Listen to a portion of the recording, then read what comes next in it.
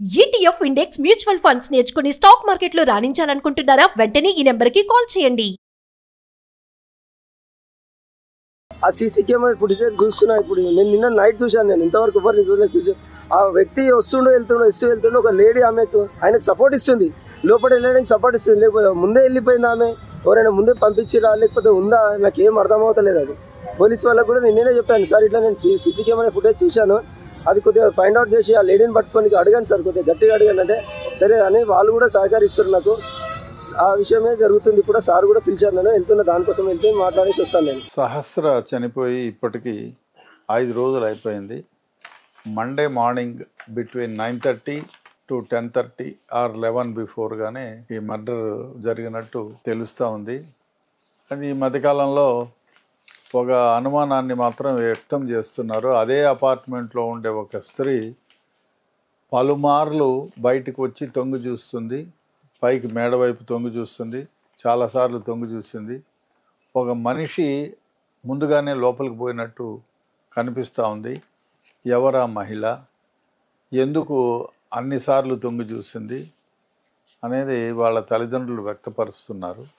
దీంట్లో డెఫినెట్గా ఆ మహిళ తొంగి చూసిన టైం ఏమిటి, సీసీ ఫుటేజ్లో రికార్డ్ అయింది కదా, అది బహుశా ఆమె 12 గంటలకో వాళ్ళ నాన్న వచ్చిపోయిన తర్వాత వాళ్ళ నాన్న ఏడుస్తూ ఉంటే తొంగి చూసిందా, లేదు వాళ్ళ తల్లిదండ్రులు వెళ్ళిపోయిన తర్వాత ఎవరైనా ముద్దాయి పైకి వెళుతూ ఉంటే చూసి అక్కడ కత్తిపోట్లు పొడిచేటప్పుడు ఆర్తనాదాలు విని బయటకు వచ్చి తొంగి చూసిందా అనేది గుర్తించాలి. పోలీసులు ఆ కోణంలో ఇన్వెస్టిగేట్ చేయాల్సిన అవసరం ఎంతైనా ఉంది.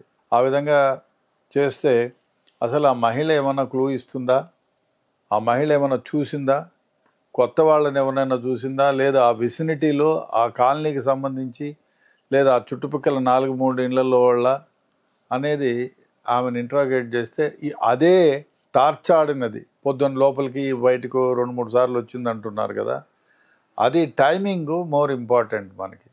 బిఫోర్ 9:30 అయితే నో ఛాన్స్, ఎందుకంటే తల్లిదండ్రులు 8 to 8:30, 9 వరకు ఉన్నారు కాబట్టి అప్పుడు కాదు.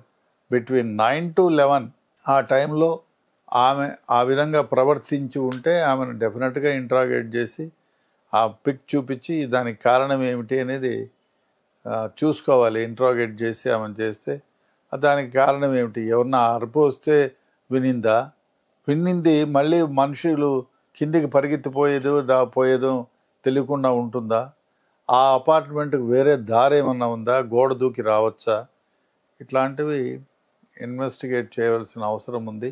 ఇంకో విషయం ఏమిటంటే అతి ముఖ్యంగా చాలా సందర్భాల్లో బాగా తెలిసిన సమాచారం దీంతో ఏమవుతుంది, అవసరం లేదులే అని అనుకుంటారు కూడా. కొన్ని సందర్భాల్లో చాలా కేసెస్లో ఏమి అవసరం లేదు, ఈ విట్నెస్ని ఎందుకు ఎగ్జామిన్ చేయాలి అనుకొని వదిలేసిన తర్వాత మళ్ళీ ఒక 5 రోజులకో 6 రోజులకో ఆ విట్నెస్ను ఎగ్జామిన్ చేయడం తారసిస్తే వాళ్ళు ఇచ్చిన క్లూ వల్ల చాలా కేసులు డిటెక్ట్ అయిన సందర్భాలు చాలా ఉన్నాయి.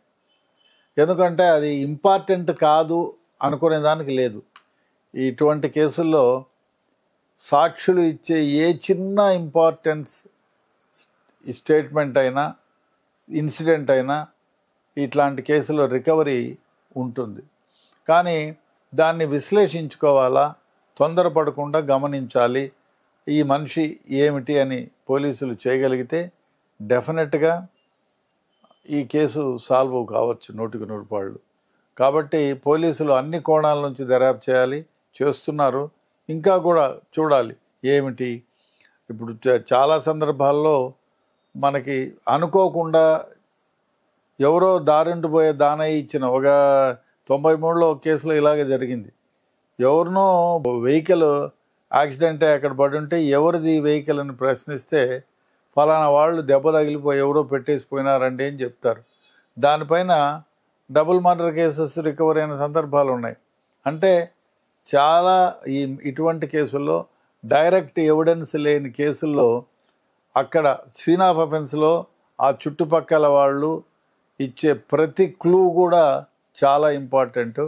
బహుశా దానివల్ల మళ్ళీ ఫర్దర్గా క్లియర్ కట్గా తొందరపడకుండా నిదానంగా ఎంక్వైరీ చేస్తే నిజాలు బయటికి రావచ్చు. ఇవాళ కాకపోయినా రేపు ముద్దాయి దొరుకుతాడు. అది కాకుండా ఈ తల్లిదండ్రులు కూడా ఒక్కొక్క అంటే ఇప్పుడు ఎందుకంటే ఒక చిన్నపిల్ల ఒక్కగానొక్క కూతురు, ఆ అమ్మాయి చనిపోయింది కాబట్టి వాళ్ళకి బాధ ఉంటుంది. చాలా సందర్భాల్లో ఆ బాధలో కొన్ని విషయాలు చెప్పలేకపోవచ్చు. నిదానంగా కూర్చోబెట్టి వాళ్లకు అంటే ధైర్యం చెప్పి, ఈ విధంగా అయితే మనం మీ వాళ్ళపైన మీ అమ్మాయిని చంపిన వాడిని పట్టుకోవాలి అంటే మీరు మీ జీవితంలో జరిగిన పాస్ట్ కొద్ది రోజులుగా జరిగిన ప్రతి ఇన్సిడెంట్ని మర్చిపోకుండా గుర్తు తెచ్చుకొని నిదానంగా చెప్పండి అని వాళ్ళని 1కి 10 సార్లు. వాళ్ళకు విసిగే ఉంటుంది. ఏంద్ర బాబు మా అమ్మాయి చనిపోయి మేముంటే పోలీసు వాళ్ళు 24 గంటలు పిలుస్తారు, మేము వండుకు తినేదే లేదు, ఈ బాధలో మేమున్నాము అని వాళ్లకు ఫీలింగ్ ఉంటుంది. కానీ అది ఉన్నా కూడా దాన్ని కౌన్సిల్ చేసి కాదు ఈ విధంగా ఉండాలి, ఏదైనా ఇన్ఫర్మేషన్ వాళ్ళ ద్వారా వస్తే that may lead to murder ఎవరు చేశారనేది తెలిసిపోతుంది. కాబట్టి పోలీసులు ఓపికగాను, అదేవిధంగా ఆమె కృష్ణ ఆమె తండ్రి ముందుగా వచ్చి చూశాడు కాబట్టి ఆమె తండ్రి, ఆ తల్లి కూడా రేణుకు కూడా చెప్పాలి ముందుగా ఇన్సిడెంట్స్ ఏమి, ఎవరున్నారు, ఏదైనా గొడవ జరిగిందా ఏమిటి, అట్లా అన్నీ మొత్తం చెప్పగలిగితే డెఫినెట్గా దీంట్లో క్లూస్ బయటకు వస్తాయి. నేను అనుకోవడం డెఫినెట్గా ఇప్పుడు కాకపోయినా 1-2 రోజుల్లో ఈ మర్డర్ అఫెన్స్ చేసిన అఫెండర్ గురించి సమాచారం డెఫినెట్గా పోలీసులకు దొరుకుతుందని నా అభిప్రాయం. కాకపోతే విసుగు చెందకుండా ఎవరో ఇప్పుడు ఇంకో దరిద్రమైన వ్యవహారం ఏమంటే ఎలక్ట్రానిక్ మీడియా, ఈ సోషల్ మీడియా వచ్చిన తర్వాత అదిగో పాము అంటే ఇదిగో నక్క వచ్చింది, పాము కాదు అది నక్క అంటారు, నక్క కాదు అది తోలు పెట్టుకున్న పులి అంటారు, నానా రకాలుగా చెప్తూ ఉంటారు. దానిలో దృష్టికి పోనీయకుండా 10 మంది 10 రకాలుగా అనుకుంటారు. పోలీసులు చేతగానోళ్ళు పెదవులు ఏం 5 రోజులు అనేవాళ్ళు ఉన్నారు, ఇంకా పట్టుకోలేదా ఇదేం పోలీసులు అనుకునే వాళ్ళు ఉంటారు. కొందరైతే లేదు పోలీసులకు అన్నీ తెలుసు, వాళ్ళు కావాలని తార్చిస్తున్నారు అనేవాళ్ళు ఉన్నారు. కొందరు పాపం కష్టపడుతున్నారు, డెఫినెట్గా ఇన్వెస్టిగేషన్లో లీడ్స్ రావడంలో వస్తే డెఫినెట్గా అరెస్ట్ చేస్తారనే వాళ్ళు ఉన్నారు. కాబట్టి ఈ సోషల్ మీడియాలో అయితే ఇంకా దరిద్రం, ప్రపంచం దొంగ దొరికినాడంట, వాడికి జుట్టు ఊడిపోయిందంట అని మాట్లాడతారు లేనిపోని క్యాప్షన్స్ పెట్టి. కాబట్టి దీనిలో జోలికి పోకుండా ఆ సీన్ ఆఫ్ అఫెన్స్ పరిధిలో ఉండే విట్నెస్ని, సర్కమ్స్టెన్సెస్ని క్షుణ్ణంగా ఎగ్జామిన్ చేసి దాన్ని ఎక్స్పిడేట్ చేస్తే డెఫినెట్గా క్లూ దొరుకుతుందని నా అభిప్రాయం.